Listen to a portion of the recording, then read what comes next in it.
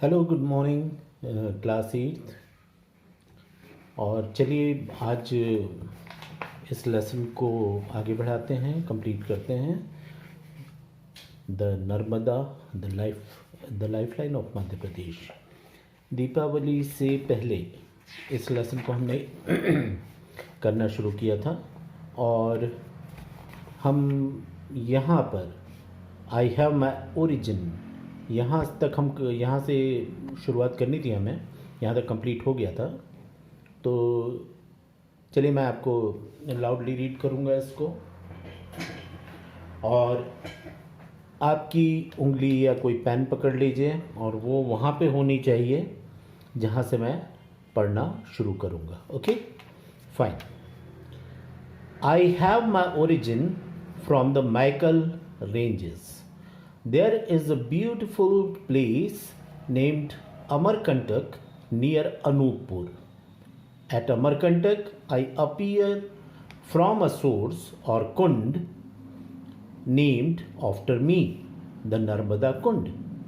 तो यहाँ पर नर्मदा आपको अपनी स्टोरी बता रही हैं कि उनका ओरिजिन या उनका उद्गम कहाँ से होता है। तो देखिए आपके जनरल नॉलेज के लिहाज से भी कि हम एमपी के रहने वाले हैं, जहाँ की एक मुख्य नदी है नर्मदा, तो इसको जानना ज़रूरी है। तो ये कह रही हैं कि I have my origin from the Michael ranges. Michael range ये सतपुड़ा की जो पहाड़ियाँ हैं, सतपुड़ा की जो पर्वत श्रृंखलाएँ हैं, उसको अलग अलग रेंजेस में बांटा गया है। उसमें से माइकल रेंज भी एक है।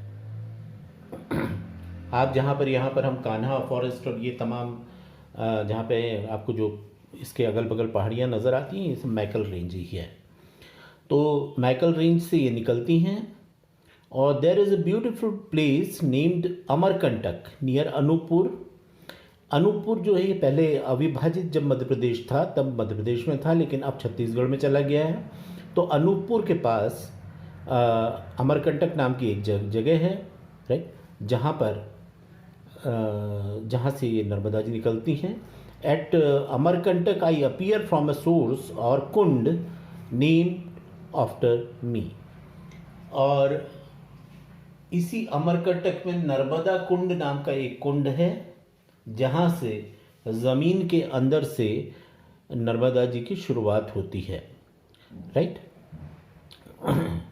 From this kund I flow in the form of a narrow stream and reach a place where once stood the ashram of Kapil Muni. Kapil Muni, here people call me Doodh Dhara as I look like milk. और ये कह रहे हैं कि इसके बाद मैं एक बहुत बारीक सी धारा की शक्ल में वहाँ से बहती हूँ, आगे बढ़ती हूँ, राइट। और यहाँ से मैं उस जगह पर पहुँचती हूँ जहाँ पर कभी एक बहुत विख्यात जो मुनि हैं, जिनको कपिल मुनि के नाम से जानते हैं, जो बहुत विख्यात एक संत थे, एक ऋषि थे, राइट। उनका आश्रम हुआ करता था, कपिल मुनि का आश्रम था यहाँ पर, कपिल आश्रम, राइट। वहाँ से मैं बहती हुई निकलती हूँ। यहाँ पर लोग, हियर पीपल कॉल मी दूध धारा, और यहाँ पर लोग मुझे कहते हैं दूध धारा। क्यों? क्योंकि यहाँ पर पानी मेरा जो है, जो कलकल करता हुआ बह रहा है, वो एकदम दूध की तरह नज़र आता है, और इसीलिए उन्होंने उसका नाम दूध धारा रख दिया है।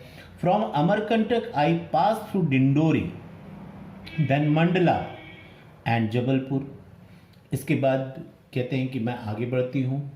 यहाँ से मैं जो दो तीन हमारे नज़दीकी प्लेसेस हैं, जैसे डिंडोरी, जैसे मंडला, जैसे जबलपुर, इनसे होकर गुजरती हूँ। At Bheda Ghat which is in Jabalpur, at Bheda Ghat Jabalpur my banks are adorned with marble rocks. और यहाँ से मैं जबलपुर के पास जो भेड़ा घाट है उससे जब बहती हूँ तो मेरे अगल बगल ऊंची ऊंची संगमरमर की चट्टानें नज़र आती हैं, यानी कि संगमरमर की चट्टानों के बीच से नर्मदा बहती है। वहाँ पर बड़ा मशहूर है ये प्लेस, आपने भी नाम सुना होगा, भेड़ा घाट। ये हमारे मध्य प्रदेश का बड़ा जाना माना टूरिस्ट प्लेस भी है, जहाँ पर मार्बल रॉक्स के बीच में से नर्मदा बहती हैं, right. People from all over the world come to see me gracefully flowing through the rocks.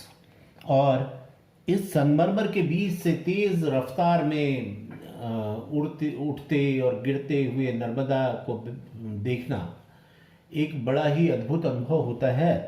और इस नज़ारे को देखने के लिए, इस खूबसूरत दृश्य को देखने के लिए हमारे देश से नहीं बल्कि विदेशों से भी हज़ारों सैलानी बराबर आते जाते रहते हैं, भेड़ाघाट आते हैं और वो देखते हैं इनको। आगे बढ़े। Those who watch my beauty in the light of the full moon forget everything and feel as if they have reached the abode of God. और कहते हैं कि ये जब चांदनी रात होती है उसमें नर्मदा पर अगर आप नौका विहार करें तो ये चांद की रोशनी में आसपास फैली हुई जो संगमरमर की चट्टानें हैं सफ़ेद, ये चांद की रोशनी में एकदम नहा जाती हैं और दूध सी सफ़ेद नज़र आती हैं। उसके बीच में से नर्मदा का पानी, ये सब कुछ इतना मंत्रमुग्ध कर देने वाला होता है, इतना मैजिकल होता है, इतना जादुई इफेक्ट होता है इसका कि ऐसा लगता है कि जैसे आप स्वर्ग के साक्षात दर्शन कर रहे होंगे। अगर कहीं स्वर्ग है तो ज़रूर कुछ ऐसे ही होगा, इतना ही मनोरम होगा ऐसा लगता है। जस्ट अबोव द भेड़ा घाट I make a wonderful waterfall. The falling water splits into fine droplets in the air and appears like fog everywhere. It is known as the धुआंधार जलप्रपात। भेड़ाघाट के पास ही नर्मदा जो हैं ये काफ़ी ऊंचाई से नीचे गिरती हैं और एक वाटरफॉल बनाती है जिसका नाम है धुआंधार। धुआंधार क्यों कहते हैं? जो ये नदी का पानी जब उतनी ऊंचाई से गिरता है तो हवा में उसके बारीक बारीक जो ड्रॉपलेट्स होते हैं, जो बारीक बारीक उसकी पानी की जो बूंदें होती हैं, बिल्कुल हवा की जो हवा बहती रहती है बहुत तेज़ वहाँ पर, तो उसमें ये बिखर जाती हैं चारों तरफ और ऐसा लगता है जैसे चारों तरफ धुआं धुआं हो गया हो। दरअसल वो मिस्ट होती है, वो दरअसल वाटर ड्रॉपलेट्स होती हैं जो हवा में बिखरी हुई होती है और उसकी वजह से बड़ा खूबसूरत दृश्य नज़र आता है और धुआं धुआं सा नज़र आता है, इसलिए इसे धुआंधार नाम दे दिया गया है, राइट। तो ये वाटर ड्रॉपलेट्स की वजह से चारों तरफ ऐसा लगता है जैसे कोहरा छा गया है। आपने देखा होगा कि जो फॉग्स वगैरह आप देखते हैं, अभी का मौसम भी चल रहा है विंटर का, अक्सर रात को कोहरा वगैरह आ जाता है तो आप देखते हैं ऐसा लगता है जैसे धुआं फैला हुआ है, ऐसा लगता है जैसे चारों तरफ बहुत कम नज़र आता है, एकदम धुआं धुआं सा नज़र आता है। ऐसा वहाँ पर 24 घंटे धुआंधार जलप्रपात में आप जाएं तो बिल्कुल वैसे ही महसूस होता है। From this place I flow through Narsinghpur, then Raisen, Hoshangabad, then Handia and Nemawar. यहाँ से ये पूरा आपको रूट बता रहा है कि पहले बताया कि जो इससे पहले आपसे बताया हुआ है यहाँ पर कि मंडला, देन डिंडोरी और इसके डिंडोरी, देन मंडला, फिर जबलपुर आई। फिर जबलपुर के बाद आगे आगे कहाँ बढ़ते हैं? आगे यहाँ से नरसिंहपुर, नरसिंहपुर से रायसेन, रायसेन से होशंगाबाद, होशंगाबाद से हांडिया और नेमावर।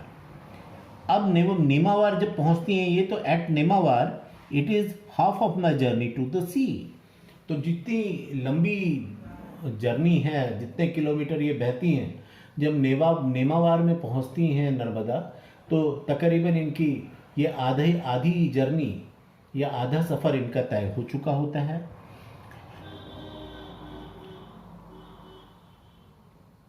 सेठानी Ghat at Hoshangabad and the ghat of Maheshwar where stands the humble palace of Devi Ahilyabai have their own importance and scenic beauty। यहाँ पर देखिए ये कुछ जो नाम मैं ले रहा हूँ आपके सामने, ये नर्मदा के आसपास जो बहुत मशहूर तीर्थ स्थान या टूरिस्ट प्लेसेस जो मौजूद हैं उनके नाम हैं। एक है होशंगाबाद का सेठानी घाट, ये बड़ा मशहूर है सेठानी घाट, और यहाँ पर बहुत सारे हज़ारों की तादाद में श्रद्धालु जाते हैं। वैसे एक जगह है इंदौर के पास ही महेश्वर, यहाँ पर देवी जो अहिल्याबाई, जो रानी अहिल्याबाई जिनको हम नाम से जानते हैं, जो बहुत वीर एक महारानी थी वहाँ की, उनका एक बहुत सीधा सादा एक महल, क्योंकि वो बड़े संत स्वभाव की थी, आलीशान महलों में रहना उन्हें नहीं पसंद था। गरीबों की बड़ी उन्होंने सेवा की, जो वहाँ से तीर्थ यात्री जाते थे, टूरिस्ट लोग आया जाया करते थे उस रास्ते थे, उनके लिए उन्होंने बहुत सारे काम किए। तो वो बहुत एक संत महिला थी देवी अहिल्याबाई।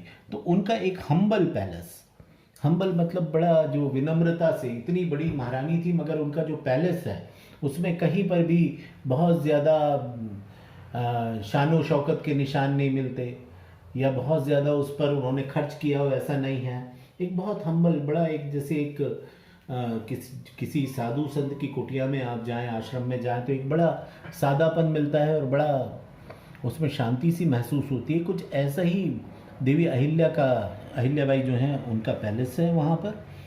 और ये घाट, वहाँ के महेश्वर के जो घाट हैं वो बड़े मशहूर हैं, क्योंकि देवी अहिल्या थी, ये शंकर भगवान की बड़ी भक्त थी।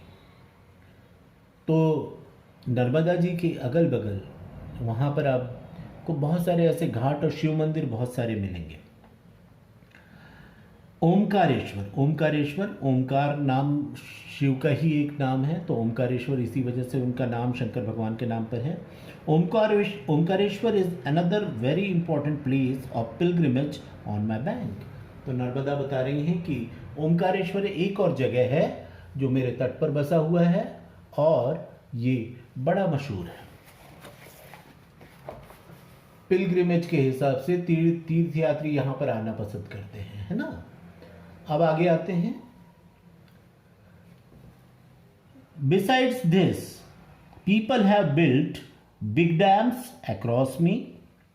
The dam at Punasa in Khandwa district is Indira Sagar Dam, and the one in Gujarat is the Sardar Sarovar Dam. अब इसके बाद यहाँ से आगे बढ़ती हैं ओमकारेश्वर से और पुनासा नाम की जगह पर पहुंचती हैं, जो कि खंडवा ज़िले का एक हिस्सा है, राइट। और वहाँ पर पुनासा में एक डैम है और खंडवा डिस्ट्रिक्ट में इंदिरा सागर डैम नाम से एक बहुत मशहूर डैम है। और गुजरात में एक सरदार सरोवर डैम, ये बड़ा, सरदार सरोवर डैम बहुत मशहूर डैम है, जो यहाँ से अब मध्य प्रदेश की सीमा को पार करती हुई नर्मदा गुजरात में प्रवेश करती हैं। और वहाँ पर इनके पानी को रोककर एक और डैम बनाया गया है जिसका नाम है सरदार सरोवर डैम। ये बहुत ही मशहूर और गुजरात के लिए ये बहुत बड़ा जीवनदायिनी है नर्मदा वहाँ पर। Thus people will be able to get more water for irrigation and generate electricity also. I must mention here that a big city like Indore gets its water supply from me, though I am quite far off from the city. देखिए ये भी एक जो बता रही हैं कि गुजरात को भी पानी इनसे मिलता है बहुत बड़े तादाद में, और तो और जहाँ से नर्मदा बहती हैं, जो उनका रास्ता है, उससे इंदौर काफ़ी दूर है। बावजूद इसके जो इंदौर आप सभी जानते हैं कि बहुत बड़ा शहर है मध्य प्रदेश का, और इसको जो पीने का पानी मिलता है ये नर्मदा से ही लाया जाता है। हालांकि नर्मदा इंदौर के बगल से नहीं बहती, काफ़ी दूर है वहाँ से। पाइपलाइंस के थ्रू बड़े बड़े बहुत विशाल पाइपलाइंस बिछी हुई हैं जहाँ से नर्मदा का पानी पंप किया जाता है। बीच में पंपिंग स्टेशंस हैं और इस पानी को पंप करके इंदौर लाया जाता है। और इतनी बड़ी तादाद में जहाँ पर इंदौर में लोग रहते हैं उनको पीने का पानी नर्मदा के कारण मिलता है। और ये जैसे मैंने आपको बताया कि जहाँ पे ये जो डैम्स बने हुए हैं इनसे न सिर्फ पीने का पानी लोगों को मिलता है, बल्कि खेतों में सिंचाई के लिए यहाँ पर नहरों से इसी पानी को नर्मदा के उनके खेतों तक पहुँचाया जाता है। इलेक्ट्रिसिटी बनाने के लिए वहाँ पर बड़े बड़े ग्रिड्स लगे हुए हैं जहाँ पर इलेक्ट्रिसिटी का जनरेशन होता है, विद्युत बनाई जाती है और पूरे स्टेट को और स्टेट के बाहर के लोगों को भी ये इलेक्ट्रिसिटी और पानी सप्लाई होता है। Crossing Dhar and Barwani I enter Maharashtra. अब देखिए एमपी से चली, गुजरात में पहुंची, इसके बाद ये यहाँ से धार और बड़वानी के बाद ये महाराष्ट्र में पहुंचती हैं और उसके बाद गुजरात में जाएंगी। राइट, नाम सरदार सरोवर डैम का इन्होंने पहले ले लिया ताकि इम्पोर्टेंट डैम्स आपको एक साथ पता चल जाएं। तो इनका जो रूट है नर्मदा का बहने का, वो मध्य प्रदेश से महाराष्ट्र, महाराष्ट्र से गुजरात जाती हैं। ठीक है, तो धार और बड़वानी जो कि एमपी में ही हैं, इनको पार करने के बाद I enter Maharashtra and then Gujarat. In Gujarat a number of rivers join me and I take an enormous shape. और जब ये गुजरात में महाराष्ट्र को पार करके गुजरात में पहुंचती हैं तो कुछ और विशाल नदियां आकर इनमें समाहित हो जाती हैं, मिल जाती हैं। और अब नर्मदा का रूप इतना विशाल होता है कि जैसे एक समुद्र को देख रहे हो आप, ऐसा विशाल नर्मदा का शेप नजर आता है। From here I continue my journey to meet the gulf of Khambhat at Vimleshwar. और यहाँ से बहती हुई बहुत धीमी रफ्तार में अब ये नदी आगे बढ़ती है और विमलेश्वर के पास खंबात की खाड़ी है, एक खंबात की खाड़ी, गल्फ ऑफ खंबात कहलाता है वो। यहाँ पर ये समुद्र से मिलती हैं। Thus from Amarkantak to Vimleshwar I travel 1310 kilometre in all। और इस तरह ये कह रही हैं कि अमरकंटक से शुरू होकर मैं 1310 मतलब 1310 किलोमीटर का सफ़र तय करती हूँ। And thousands of people, man and women, young and old, undertake pilgrimage all along my length and around it. और कहते हैं कि हज़ारों हजार जो स्त्री पुरुष सारे लोग हैं जो मुझ में बड़ी श्रद्धा रखते हैं, वो आकर मेरे दर्शन करते हैं, स्नान करते हैं, पूजा करते हैं। और एक तीर्थ की तरह ये पूरी लंबाई में 1310 किलोमीटर जहाँ जहाँ से नर्मदा बहती हैं, वहाँ पर आपको पूरे 1310 किलोमीटर में हर थोड़ी दूर में कोई ना कोई मंदिर मिलेगा, कोई ना कोई आपको स्पॉट मिलेगा जहाँ पर लोग वहाँ पर इनके पास पहुँचते हैं। They call it the holy parikrama and consider it as a great pilgrimage and religious achievement of the life. और बहुत से लोग ऐसे मिलेंगे आपको जो नर्मदा की परिक्रमा करते हैं, मतलब वो अमरकंटक से चलना शुरू करते हैं और पहुंचते हैं खंबात की खाड़ी विमलेश्वर, और विमलेश्वर से फिर वहां से लौटना शुरू करते हैं और वापस अमरकंटक तक पहुंचते हैं। और इसको नर्मदा की परिक्रमा कहते हैं। और नर्मदा की परिक्रमा का एक अपना स्थान है। अगर हम धार्मिक जो श्रद्धा है और विश्वास है उसको लें तो बहुत सारे लोग इस परिक्रमा को पूरा करते हैं, 1310 किलोमीटर की यात्रा, और अपने आप को बड़ा धन्य मानते हैं कि उन्होंने अपनी लाइफ का एक बहुत बड़ा काम पूरा किया। राइट, तो इस तरह से हमारे प्रदेश की ये एक समझ लीजिए कि सबसे इम्पोर्टेंट नदी है जो 3 स्टेट से होकर गुजरती है, मध्य प्रदेश, महाराष्ट्र और गुजरात। और तीनों स्टेट में नर्मदा के जल से लोगों को पीने के लिए, लोगों को इरिगेशन के लिए, सिंचाई के लिए, और अलावा इसके विद्युत उत्पादन के लिए, बिजली बनाने के लिए पानी उपलब्ध होता है। बड़े बड़े पावर प्लांट्स और बड़े बड़े डैम्स इस पर बने हुए हैं और हमारे पूरे देश के लिए ही ये बहुत ही इम्पोर्टेंट नदी है। और इत्तेफाक से जैसे मैंने बताया कि क्योंकि हम मध्य प्रदेश के निवासी हैं और मध्य प्रदेश की प्रमुख नदी है, तो इसके बारे में हमें पता होना ही चाहिए। इस चैप्टर के ज़रिए आपको ये तमाम चीज़ें बताई गई। तो फिर से इसे पढ़िएगा और जानने की कोशिश कीजिएगा कि जो इसकी जर्नी पूरी की पूरी है ये कहाँ कहाँ से होकर गुजरी, क्या क्या इम्पोर्टेंट प्लेसेस इसने इसकी तट पर बसे हुए हैं, राइट। और आपकी सुविधा के लिए यहाँ पर पूरे के पूरे वर्ड्स की एक लिस्टिंग की हुई है। डिफ़िकल्ट वर्ड्स जो आपको लगें उसको आप देख सकते हैं यहाँ पर, और ये बड़े काम के होते हैं। These are very very important for you, right. तो इसको पढ़िए, देखिए ज़रा, एंड आई होप कि बड़े आसानी से आप समझ जाएंगे, क्योंकि है बहुत आसान भाषा में लिखी हुई कहानी है, right. So I wish you all the best. Thank you.